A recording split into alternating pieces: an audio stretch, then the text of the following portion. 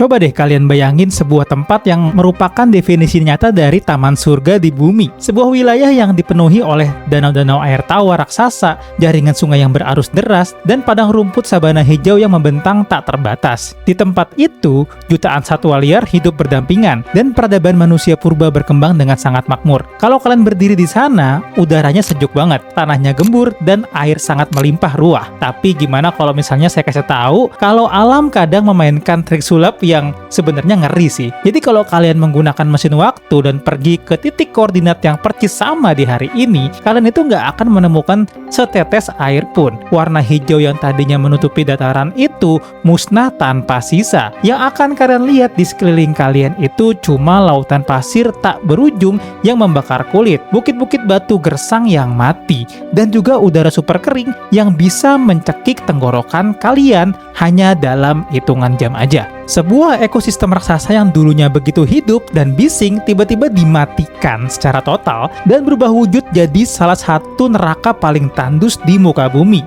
Nah, pertanyaannya, apa sih sebenarnya yang terjadi di sana? Apakah ini karena kutukan dari peradaban masa lalu? Apakah ada hantaman meteor? Atau mungkin ada kekuatan raksasa tak kasat mata yang diam-diam menyedot seluruh energi kehidupan dari tanah tersebut sampai kering kerontang? Nah, di video kali ini kita akan bongkar tuntas misteri transformasi ekosistem yang paling ekstrim dalam sejarah planet kita. Jadi siapkan rasa penasaran kalian karena cerita ini akan menyadarkan kita betapa rapuhnya tempat kita berpijak saat ini.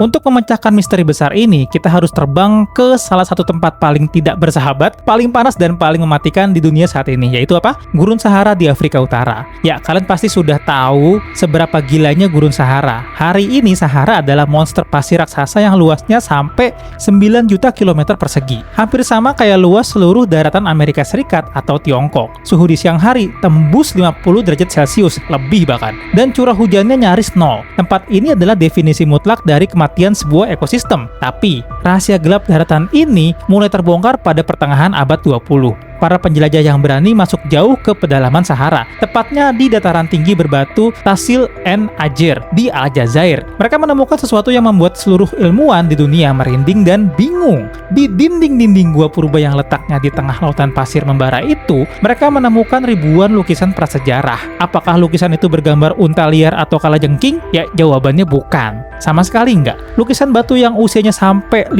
hingga 10 ribu tahun itu menggambarkan sekawanan jerapah, ada gajah, ada singa, kuda Nil bahkan yang sedang berendam. Ada juga buaya raksasa, sampai manusia purba yang sedang mendayung kano dan berenang. Coba kalian pikirin secara logika. Coba dipikirkan secara logika. Gimana mungkin manusia purba menggambar kuda Nil dan orang berenang di tempat yang jangankan orang berenang? Untuk cari segelas air minum aja susah. Mereka itu nggak mungkin melukis hal-hal yang nggak mereka lihat secara langsung di lingkungan sekitarnya. Ini adalah bukti forensik yang nggak bisa dibantah. Sekitar 10.000 sampai 5.000 tahun yang lalu, Gurun Sahara itu bukan sebuah gurun. Tempat raksasa itu adalah sebuah sabana hijau yang sangat subur, dipenuhi sungai-sungai berarus deras dan danau-danau raksasa seperti Danau Megacat Purba. Era keemasan ini dikenal oleh para ahli iklim sebagai African Humid Period atau Sahara Hijau. Terus, kemana perginya semua air dan pohon-pohon itu? Kenapa taman surga yang luas ini jadi mati?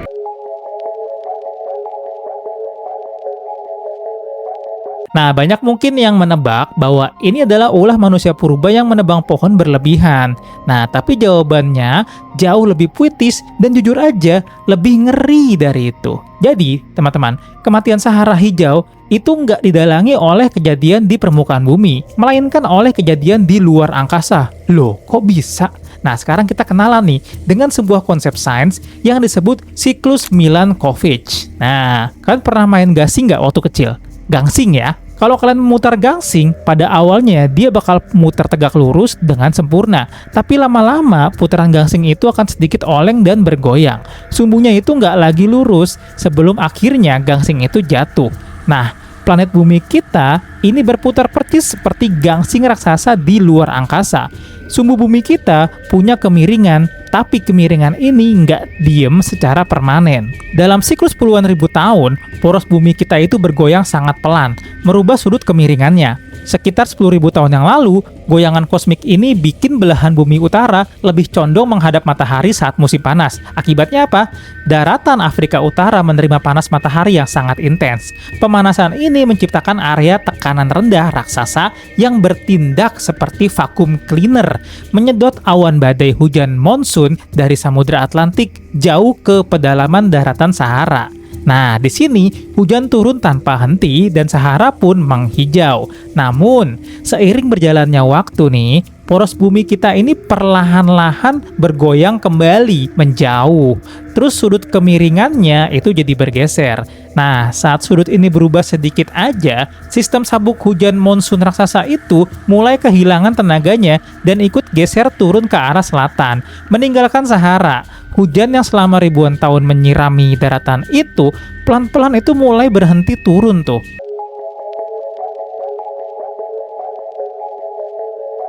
Nah, pas hujan mulai jarang turun, sebuah reaksi berantai yang sangat mematikan mulai terjadi. Jadi tanpa air yang cukup ya, rumput-rumput sabana ini dan pohon-pohon itu mulai mati mengering. Jadi kan harus paham dulu nih, tanaman itu bertindak kayak spons yang menahan air di dalam tanah dan menjaga permukaan tanah tetap berwarna gelap. Secara hukum fisika, termodinamika, tanah yang gelap bakal menyerap panas matahari, yang kemudian membantu penguapan untuk menciptakan awan hujan. Tapi ketika tanaman mati, tanah jadi kering, retak, dan berdebu. Pasir berwarna cerah mulai mendominasi lanskap. Warna pasir yang cerah ini tidak menyerap panas, melainkan bertindak seperti cermin yang memantulkan panas matahari kembali ke atmosfer. Nah, fenomena ini disebut sebagai efek albedo. Pantulan panas dari lautan pasir ini bikin udara di atas Sahara jadi sangat kering dan stabil. Kondisi ini bikin awan hujan semakin mustahil untuk terbentuk. Ini adalah efek domino yang sangat brutal sebenarnya. Jadi, semakin kering tanahnya, semakin banyak tanaman mati, semakin cerah warna pasirnya, semakin besar panas yang dipantulkan, dan semakin mustahil hujan bisa turun. Jadi cuma dalam kurun waktu beberapa abad aja, danau-danau mengering jadi dataran garam. Satwa liar bermigrasi dan peradaban manusia purba terpaksa ngungsi ke lembah Sungai Nil. Tarian orbit bumi di luar angkasa telah memicu kematian ekosistem darat terbesar dalam sejarah manusia.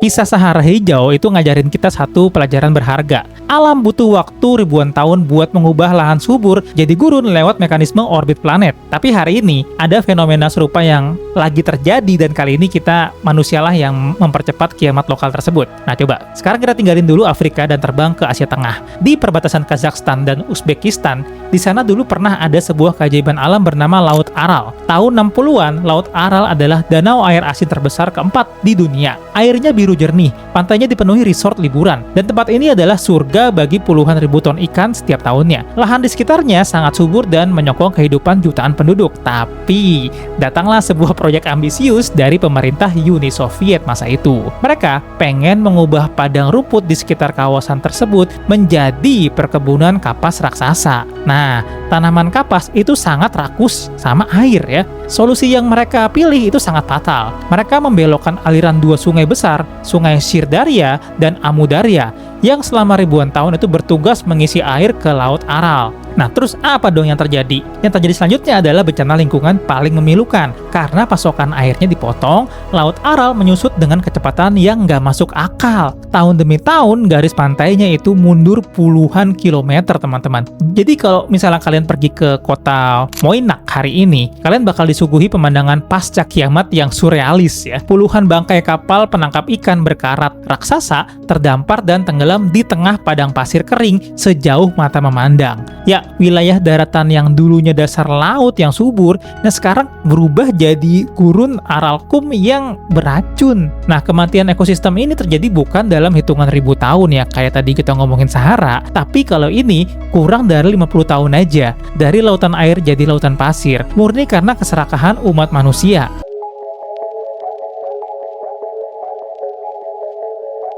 Oke, jadi cerita tentang musnahnya ekosistem Sahara dan tadi terakhir kita sempat singgung Laut Aral ya, bukan sekedar dongeng pengantar tidur ya. Kisah ini adalah spoiler yang sangat ngeri sebenarnya tentang masa depan yang sedang mengintai banyak wilayah subur di bumi saat ini.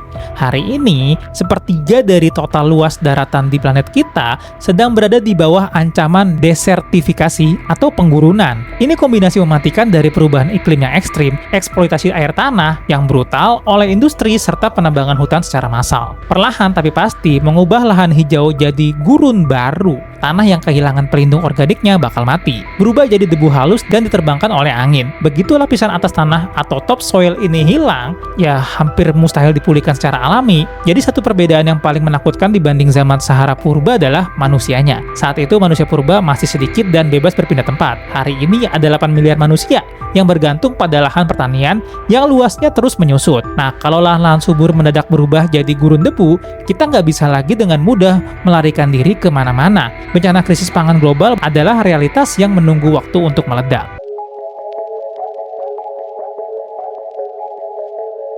Nah, buat penutup nih, saya pengen minta kalian kembali nginget imajinasi kita di awal video tadi ya. Jadi kalau kalian lihat hamparan warna hijau di sekeliling kalian hari ini, mau itu sawah, deretan pohon, di pinggir jalan gitu ya, atau di kebun-kebun, atau pot taman di rumah kalian deh, hargailah keberadaan mereka. Sejarah evolusi gurun Sahara dan Laut Aral yang tadi kita ngomongin, itu mengajarkan realitas yang dingin sebenarnya.